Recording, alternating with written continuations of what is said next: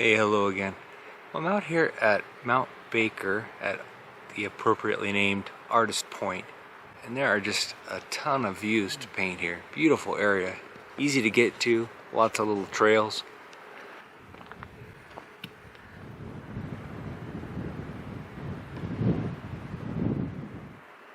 I was up here last night and Mount Baker, here's Mount Baker, was socked in and covered in clouds, but Shuksan mountain was beautiful, lit in the evening light.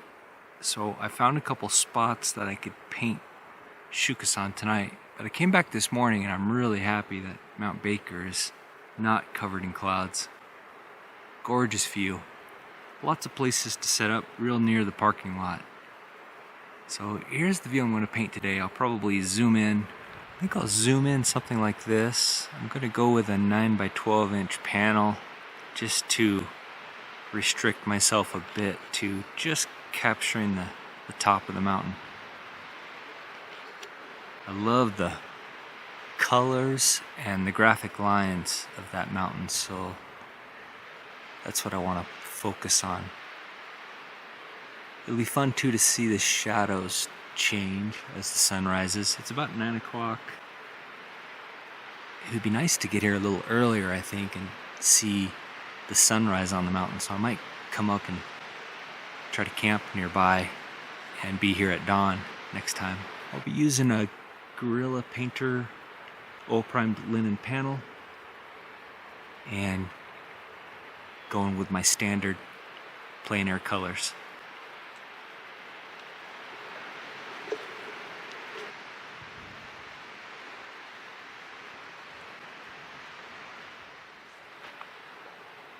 Quick rundown on my palette. I've got Artist Turpentine here. It's nice and cool. There's a breeze, so I'll use turpentine this morning. I've got Gamsol here. I'll switch to Gamsol once I'm done with the turpentine wash. Got a little bit of Neo McGilpin here, and I'll put a little Gamsol in this other small cup so I can close the lid on my bigger brush washer. Ivory black, cold gray, titanium white, cerulean blue, a little bit of phthalo blue. I don't normally put this out, but I'm going to paint a small lake hopefully later today, so I went ahead and put it out, so I'll have it available on my palette. I find that phthalo really captures the emerald green alpine lakes and rivers of the Pacific Northwest. Mix a little bit of that with one of my yellows. Ultramarine blue, sap green, burnt umber, burnt sienna, alizarin crimson, cad red, cad yellow, Windsor lemon, Gamblin, radiant lemon, and yellow ochre. Start with a small bristle brush, some turpentine, and some alizarin crimson, and just roughly sketch the mountain against the sky in the major slopes. Then I'll do the turpentine wash. I'm going to change the shape just a little bit. I'm going to imagine I'm looking up a little bit more at the mountain, I'm going to raise this, put more of this in view.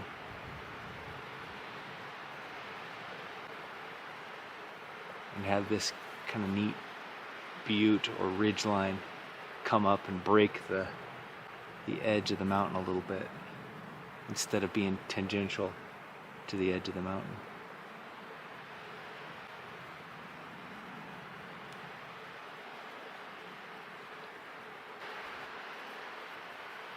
There's all kinds of complexity going on here, so I need to simplify a bit. I don't need to include every single ridge line and every single patch of snow, every rock outcropping. I'll drive myself crazy and not help the picture if I do all that. I want to make big, simple to read shapes. After I have the turpentine wash in, I'll erase out the lightest lights. That'll give me the value pattern. Since there's not much of a shadow pattern, it's really just going to be the pattern of the snow against the rock.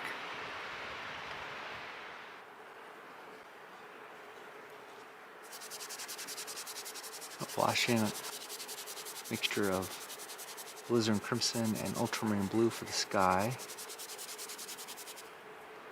I'm going to roughly set the value.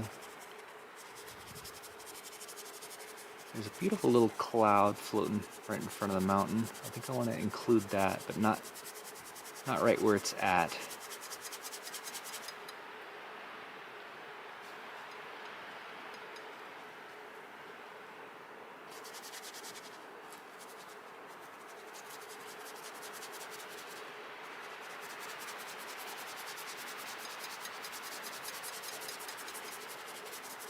I think I'll put that cloud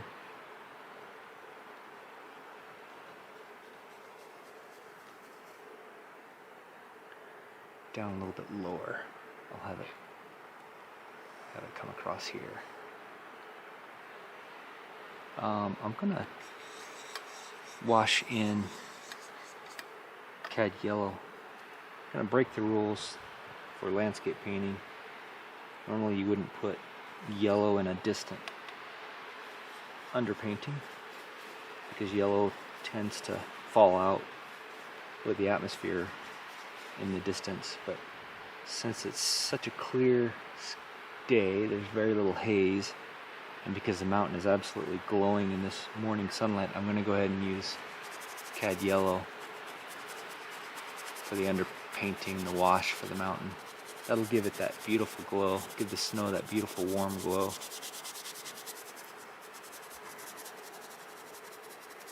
Not too worried about the drawing at this point. I don't want to make any big mistakes, but I know I can correct things later as I go and kind of react to how things are feeling.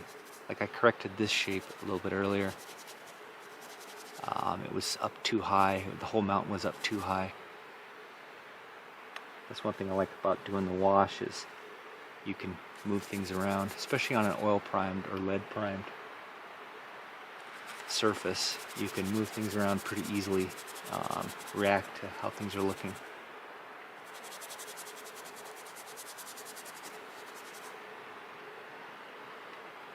So everywhere I'm seeing mostly snow, I'm just putting in this cad yellow. And then for the rock below the mountain that's not covered in snow, I use a little bit of burnt umber and burnt sienna.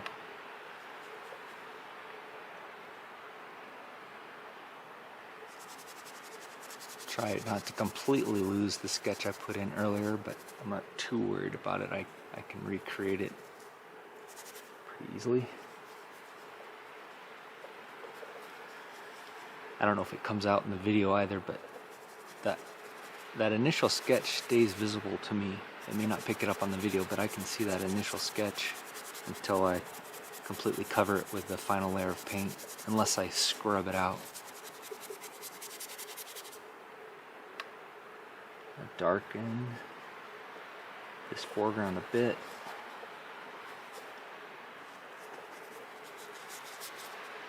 Add a little bit of cad yellow as well in this base here where the trees are, and along this ridge line where the trees are.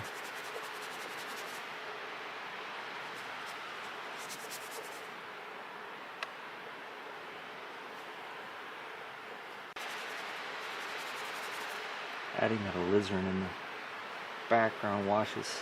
It's such a nice cool red that it pushes it back almost immediately, which is nice.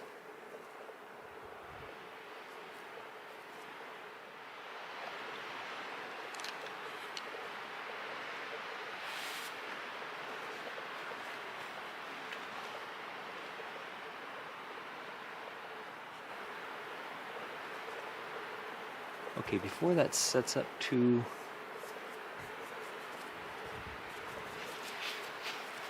tight, I'm gonna take a brush, I'm gonna take a little sharper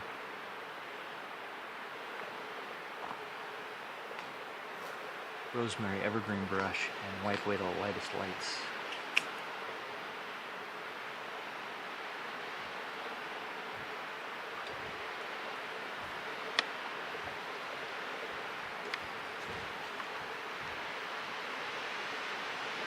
go ahead and use turpentine for this, because if I switch to Gamsol, it won't erase the turpentine quite as well. You can see I'm kind of correcting the drawing now. Taking a little closer look at where things are placed, proportions. Beautiful warmth to the rock at the peak, so I'm just going to dab a little bit of red in there so I remember that.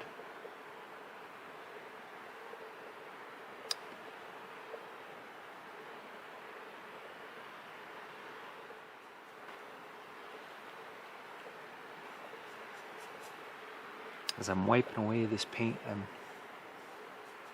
using the paint that's left over to kind of tell me, inform where the ridge lines are, where the rocks I want to leave are.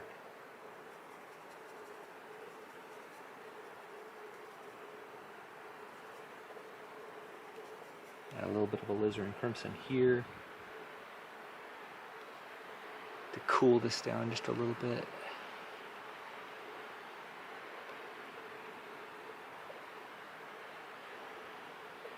It's right now it's facing a little bit away from the sun. It's not catching quite as much of the sun. There's also some subtle gray, cool rock along this ridge and over here as well.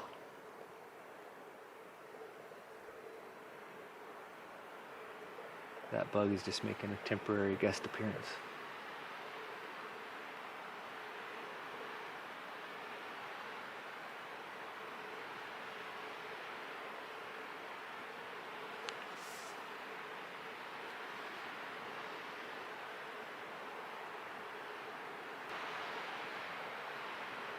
Here there's a drip that went down the panel and created a really interesting line. I think I'm going to keep it and just treat it as if it's one of these gullies or ravines that I'm seeing. Don't quite want it that dark, but I can kind of react to the abstract pattern that the wash gives you, which is fun. There's some beautiful cliffs catching those same lines over here. That's too dark. I can come back in and scrub away some of that.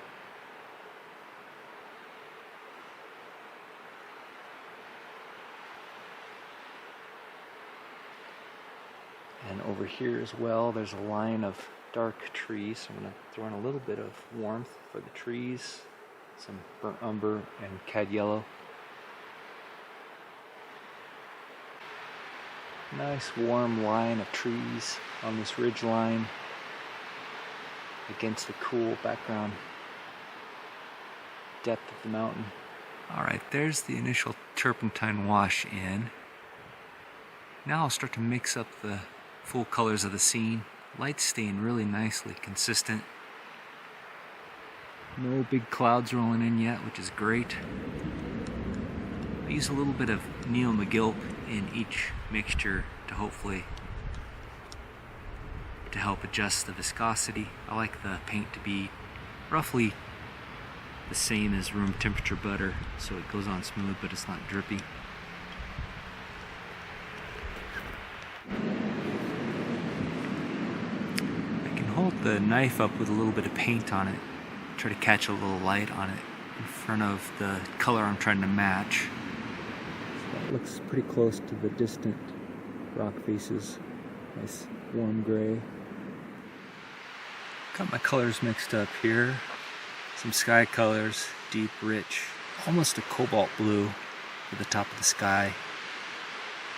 Pretty dark, but the sky is dark here being so clear. Then a little lighter and a little lighter toward the bottom of the sky where it touches the horizon. I can use that for some of the shadows on the rock and in the snow as well. And I've also got some of the snow colors mixed up, the snow and the sun, where it's brightest where the sun is hitting it most directly. It's really high value with a little bit of cad yellow, a little pinker version of that, and then a gray lavender and a more blue lavender, some of the shadows in the rock as the snow turns away from the sun. I can also use those colors for the cloud in front of the mountain. Then I've got some gravel colors, some cliff face and cliff shadow colors, and some pine tree colors. I really tried to minimize the number of colors I'm mixing. I can use these bigger pools and then dip into some full color later to tilt those colors around. Alright, I'll start with the snow on the mountain. Paint that highest value first. Then I'll go into the shadows on the mountain. Pick out those highlight warm rocks. As more clouds move in, I'm afraid I'm going to lose the mountain completely like it was yesterday, covered in clouds. So I want to get that in first, and then I'll paint the sky and in the foreground. Going with a rosemary evergreen number 4. Not too big, but this isn't a huge panel, so this will be big enough. Nice sharp edge, nice flat. It's a long flat, so it has a nice calligraphy when you want it, and also you can put some detail in. Nice sharp edge if you want it.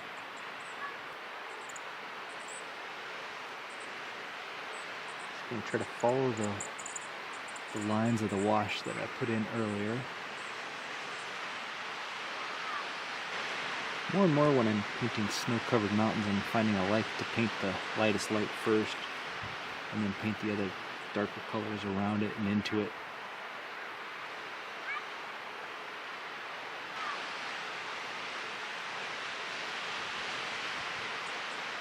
I don't want this highlight white everywhere, otherwise the mountain won't really have any form. I love the graphic pattern of the snow against the rock, especially on this little ridge.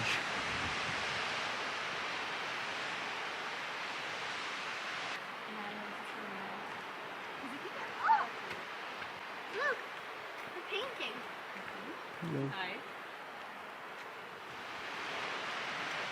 Okay, now I can go into the next lightest value snow. It has a little bit of a pink tint to it.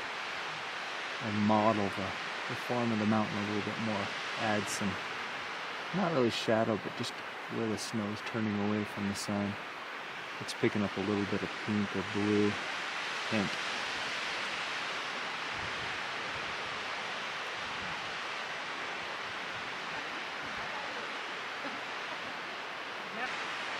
I'm exaggerating this pink just a little bit. It's not quite there so vibrantly here in person, but I think it'll be interesting. I think it'll read well in the finished painting, and if it doesn't, I can adjust it later.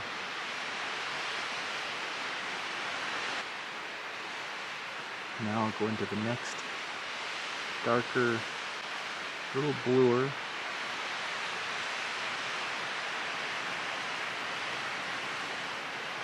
And continue to shape the mountain.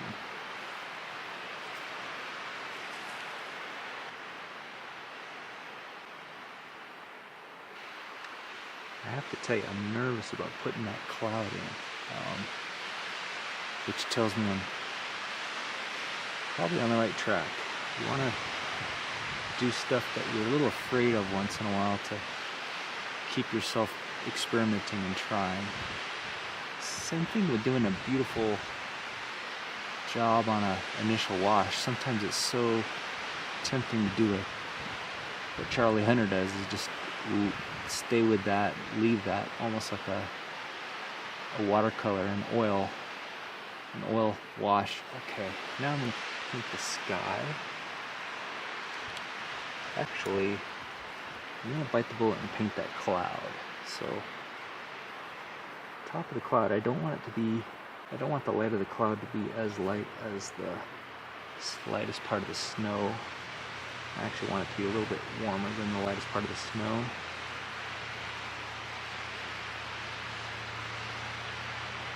Just a little blue. Even just touch it to this tan gravel color. Just put a little yellow in there.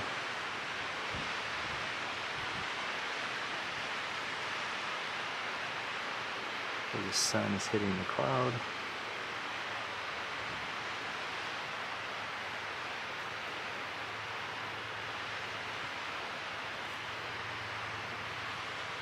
Dip into some pure white as well to give it a cooler note here and there.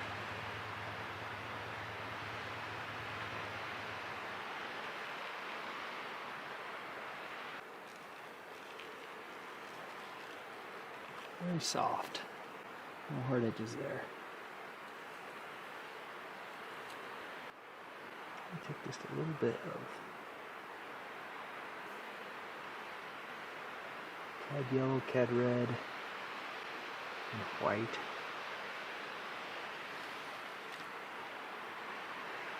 And just touch the top of the mountain here where those beautiful rocks were earlier.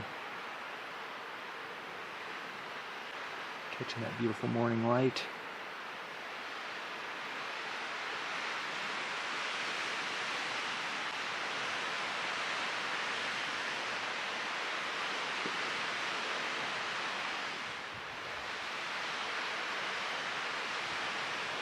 Just right at the edge of the shadow there to tell the viewer what's causing the shadow.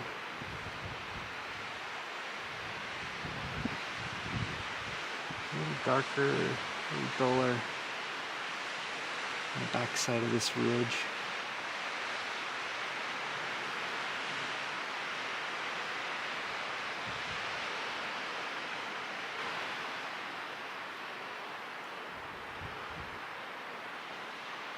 Right into the snow color I painted earlier, give it a nice soft edge.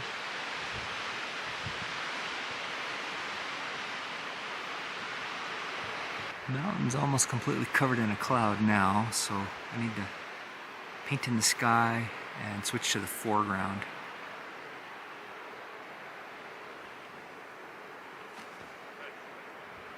What a beautiful place. I'll take this larger, clean rosemary evergreen. It's a number 7. Make sure it's nice and clean and paint the sky. I'll start with the lightest value sky down toward the horizon and then work up. Try not to pick up any of the paint that I put down before, but paint into it so it has a nice soft edge.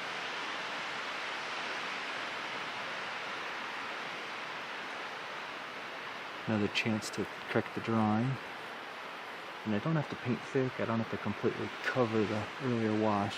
It'll actually help it glow if I leave a little bit of that alizarin crimson shining through.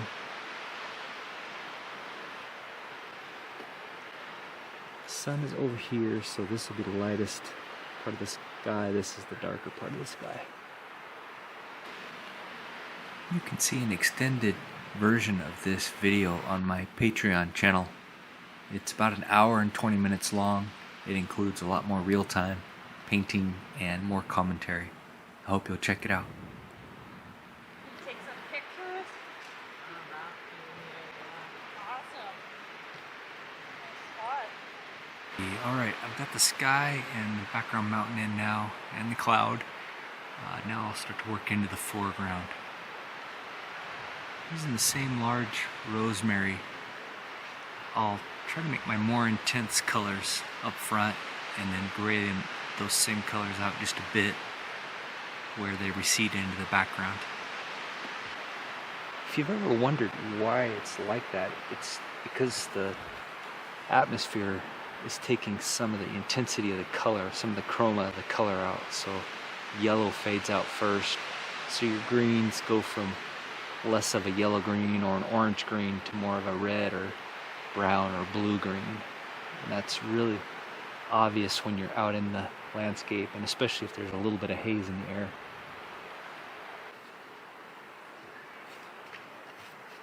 Pretty picture. Hello. Hi. This is the Artist Point Trail, isn't it? Yeah. Just Yep. up this way? Yep. Figured. You can put your name as well with yourself. Giving it away. Exactly.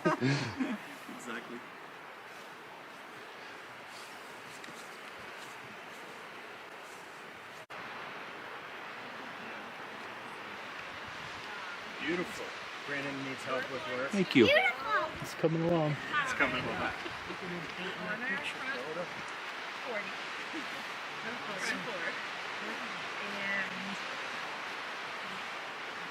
He's making that mountain. that's awesome. You're an artist. You guys having fun? Yeah.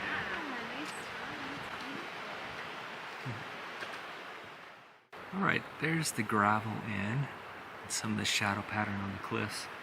Now I'll go in and paint the trees. Use the same brush I used for the gravel and start with the background trees.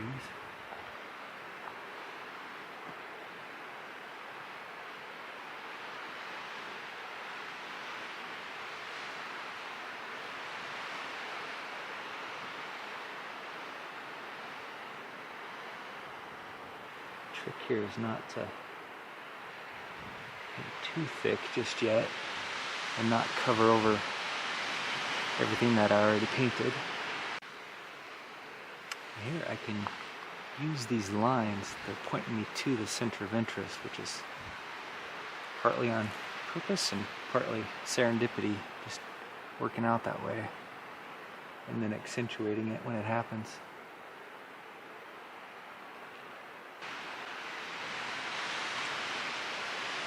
I'm wanting the darks in the trees in the foreground to be just a bit darker, so I'm adding some burnt umber to keep it warm.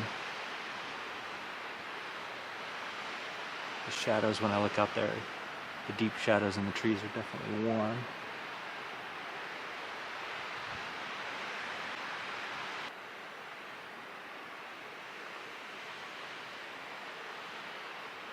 Just stepping back once in a while and trying to see what's missing, what's out of place, what's not reading. It's a little bit challenging because my panel's in the shadow. I might get it back to the studio and find out that everything's a little bit too high key. That's okay. Here's where I ended up on 9x12 inch oil on linen panel. Yeah, beautiful morning. Clouds rolled in and covered the mountain, but I was able to paint the mountain first. Lots of traffic through here now, getting crowded, and the light's changing quite a bit. I'll have to come a little earlier next time and catch the sunrise on the mountain. I bet that would be beautiful. As always, thanks so much for joining me, and I'll see you in the next one. If you'd like to support the channel, please visit my website. I sell these little plein air pieces at a reasonable price because I consider them practice. It really makes me happy when someone likes my art enough that they want to hang it in their home. You can also sign up for my newsletter and stay up to date on my new work and shows and get a discount on original art and prints.